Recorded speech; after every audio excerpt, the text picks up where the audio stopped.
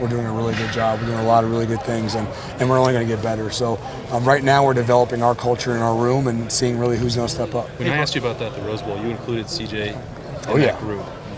What can you expect from him? It seems like I've been talking about him for CJ Saunders does a phenomenal job. I mean, to me, he is a guy that I use as an example a lot. Whether it be taking tests in our room, whether it be overall effort in our room, he does a great job of just. It's really hard for me to find a bad clip on film. It's really hard for me to find lack of effort on a test. And I don't try to. It's not like I'm trying to put him on a pedestal, but then I can grab his test and put it on the overhead and be like, all right, let me grab somebody else's test, and then nobody wants to put their test up there. So that's the expectation. Our expectation is to be different, be the best in the room, be the best on the field, and all the time trying to be great. But I didn't tell guys how hard to go all the time. I can't find a half-speed rep for CJ Saunders on film. It's impossible. So, again, he's really doing a great job leading the room by example.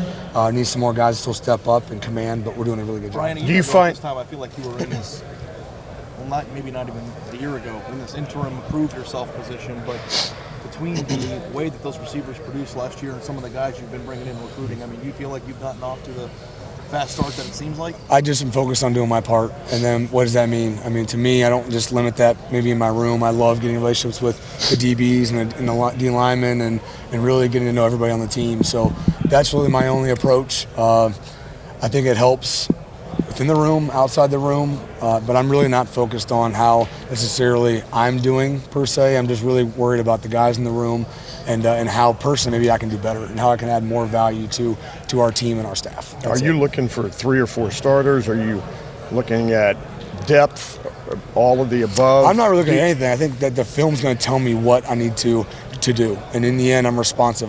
Best players play, we always know that, but truly, like, best players play, and then based on what they've earned through their film, we'll just see how time goes. Understand now, we're an up-tempo offense, so we need guys, we need depth, we're going to roll guys, because in the end we just can't play fast unless we have legs. So the more guys, the better. And again, I mean, the weakest link idea is always the case, so whether you're quote-unquote the first guy in the room or quote-unquote the 15th guy in the room, everyone's going to get coached and be expected to excel at the very top. How's Austin responded? For, finding who's going to be your main guys? Like, are you trying to figure out who your main guys are going to be by spring, or are you just trying to see where everybody's at and then going into Right now we're trying to get as many reps and many looks as possible, get as much good tape on film and coach off the tape. And that's the best way. That's our best coaching tool, and we try to get as much of that done as possible. Through 7 practices, who's caught your eye? Say it again? Through 7 practices, who's caught your eye? I mean, who's kind of surprised? It's more for me, it's probably the most improved, guys that are taking steps. It's not that, once you're at 99% of your capacity, getting that last 1% is really hard. Austin Mack, he's working on his details. It's really hard versus a guy that maybe hasn't earned time yet, that really just got to get going, is really making a good jump. So we have some guys like that, and we have some guys that are really, I'm really happy with the room right now, especially effort, and today was one of our better practices. Has Wilson been is he taken to it like you thought he would? I mean, what's your take on it? My best compliment to him, I told him, I was like, you don't act like a freshman. When he first got in, he'll tell you, it was kind of a culture change. The kids should still be in high school. And he's just doing a phenomenal job. Whether I'm throwing him at Z, at X, his mental retention's really good. He really wants to learn from the guys. He's buying into the culture. So everything he's doing right now is on the right track, and I'm excited for him to continue to take small steps. How has Austin responded to the coming back? Really good. Day one of spring till now, it's been a steady improvement. It's been great. Brand this setback for Cam. How tough is that? You guys wanted to see him out here this spring. Yeah, it's tough. I mean, because one, he's such a great guy, and you want guys that earn things, but he's attacked it the right way, whether it be the weight room or academics and studying and being in my hip, and he really is a great young man from a great family. So if anyone can weather the storm, it's him. But it is a blow to our unit because I think he adds a lot of value to our room. Right. We also saw what Chris Olave did at the end of the season. What is the biggest thing you've wanted him to improve on so far in the spring, and where is he at in that track? To me, I always talk to the guys, man. I mean, in the end, greatness is only measured one way, and it's by consistency. Everyone makes, and again, I say it a lot, and I'll say it to you guys, everyone makes the same shot that Michael Jordan makes. They just don't make it as consistently. They don't make it, at the crunch times. So everyone can do it. But the question is, how often can you do it? So challenging his consistency, challenging how dominant he can be when the ball's in the air. How often is it yours versus it being knocked down or you're covered? So again, his level of consistency will change whether he's a good player or he's a great player. How close is he getting to that? Or is this something that's going to take a long time? It takes a long time. People work for years to become as consistent as possible, but he's on the right track. What kind of strides have you seen from Jalen Gill so far? Great strides.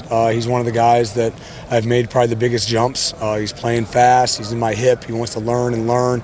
He's doing a great job with his academics off the field. So, there's still things we got to clean up, and he knows that, and we'll keep that between us. But in the end, he's doing a great job on the field, and I'm excited for him. Obviously, you had a couple guys in Paris and Terry who could really make a lot of big plays for this offense last year. Who do you think are the guys who can kind of step up and fill those roles and kind of be big play guys? I think they all can. I don't think there's one guy that can't make those plays. They're all fast, they're all strong, they're all working hard. So it's about, at some point, at the point in time, it's who's going to make those plays when they have the opportunity, and we're going to find out. In the end, right now, it's all about reps, how many reps, how often are we executing, and can we do it day in and day out. Brian said Austin's at Z now. How's he handling that? Yeah, it's great. It's smart. He's able to make that transition because, in the end, I would need to get the best three guys on the field at all the time. So to have Ben and Austin in the same position, that doesn't help anybody. So moving Austin over there, get three seniors on the field and play ball is good. We don't talk about KJ Hill enough, I don't think. Nope, you don't. So feel free. What does he do for this room? He just seems like a calming influence for everybody. Yeah, I don't think there's anything he doesn't do. So,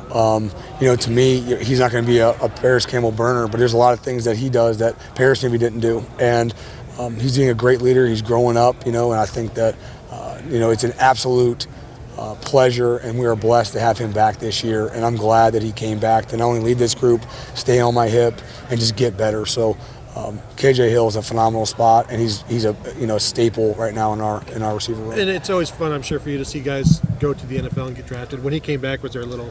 Yeah, of course. But I think it was the best thing for him. So it wasn't just like, I tricked a guy. It's not what it was. It's like it was the best thing for him. And now this last year to make that next step and get outside and learn the outside route tree and really what do the guys do on the outside that he never really does on the inside. Working those skills will be huge for him. And he's doing a phenomenal job, both leading by example and communicating with the guys. Hey, Brian, forgive me if I'm talking out of turn. You are. I'm just remembering it wrong. But when you left for the NFL, I think people were surprised that you went here. No, that's true. So, being you guys.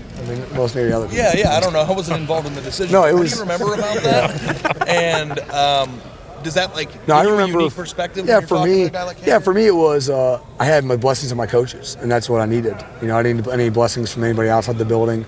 My family really wasn't involved. It was just like, hey, Brian, you can kind of pick your own choice. But in the end, I think that was the main part for me. And I graduated. That was a big part of the discussion. But KJ's completely different. He's a better player. And I think that in the end, the skill set he wanted to work on is why he came back. And again, we're very blessed to have him. If you had to pick a hands guy right now. But the way you talk the game, the stem, the eyes, the this, the that, it's like you've taken it to another.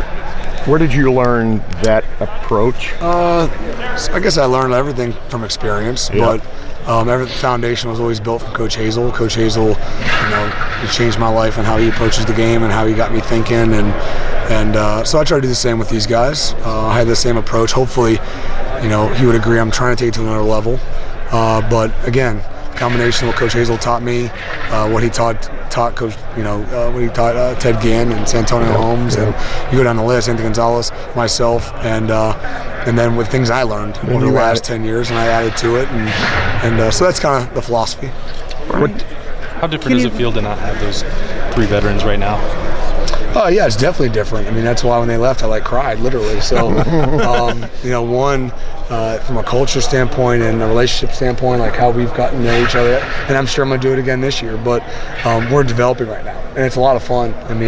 If you try to take yourself back to where we were last spring when Dwayne was coming in, and those guys were trying to enhance and come into the last year, very similar to some guys I have now. Yeah. I feel like we're really far ahead. We're doing a really good job. We're doing a lot of really good things, and we're only going to get better. So right now we're developing our culture in our room and seeing really who's going to step up. When I asked you about that at the Rose Bowl,